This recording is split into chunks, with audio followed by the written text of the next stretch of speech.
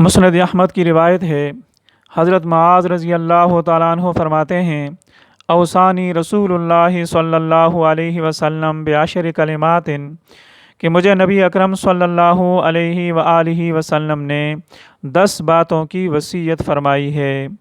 Number 1، لا تشرک باللہ شیئا وان قتلت وحرقت۔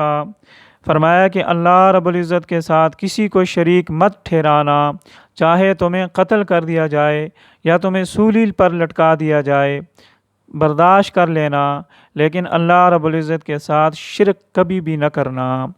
دوسرے number پر فرمایا، والدین کی نافرمانی مت کرنا۔ وَإِنْ أَمَرَاكَ أَن تَخْرُجَ مِنْ أَهْلِكَ وَمَالِكَ، اگرچہ وہ تمہیں اس بات کا حکم دیں کہ بیوی کو چھوڑ دے یا سارا مال خرچ کر دے، کر لینا، لیکن والدین کی نافرمانی نہ کرنا۔ تیسرے نمبر پر فرض نماز جان بوجھ کر مت چھوڑنا، اس لیے کہ جو انسان فرض نماز جان بوجھ کر چھوڑ دیتا ہے وہ اللہ کی ذمے سے نکل جاتا ہے۔ اور چوتھے نمبر پر فرمایا، وَلَا تَشْرِبَنَّ خَمْرًا فَإِنَّهُ رَأْسُ كُلِّ فَاحِشَةٍ، کہ شراب مت پینا، اس لیے کہ شراب ہر فحش اور گناہ کی جڑ ہے، بنیاد ہے۔ پانچویں نمبر پر، ایاک والمعصیہ فإن بالمعصیۃ حل سخط اللہ، کہ گناہوں سے بچنا، اللہ رب العزت کی نافرمانیاں مت کرنا، اس لیے کہ اللہ رب العزت کی نافرمانیوں سے اللہ رب العزت کا غضب نازل ہوتا ہے۔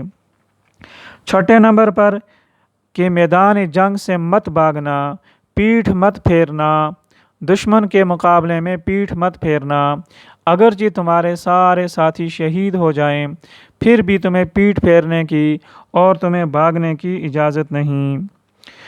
اور ساتویں نمبر پر فرمایا، وَإِذَا أَصَابَ النَّاسَ مَوْتٌ وَأَنْتَ فِيهِمْ فَاثْبُتْ، اگر تو کسی ایسے علاقے میں ہے جہاں کوئی وبا پھیل گئی، کوئی وائرس ٹائپ کی بیماری پھیل گئی، اموات ہونے لگی، لوگ مرنے لگے، اور تو اسی علاقے میں ہے تو موت کے ڈر سے، وبا لگنے کے ڈر سے اس علاقے کو مت چھوڑنا، وہیں پر ثابت قدم رہنا۔ اور آٹھویں نمبر پر فرمایا، وَأَنفِقْ عَلَىٰ عَيَالِكَ مِن طَوْلِكَ، اپنی طاقت، اپنی وسعت کے مطابق اپنے گھر والوں پر خرچ کرتے رہنا۔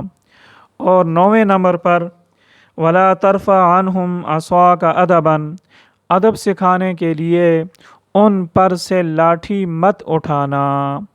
اور 10ویں نمبر پر فرمایا، وَأَخِفْهُمْ فِي اللَّهِ، اپنے گھر والوں کو، اپنے بیوی بچوں کو اللہ رب العزت سے ڈراتے رہنا، اللہ رب العزت کی نافرمانیوں سے ان کو بچنے کی تاکید کرتے رہنا۔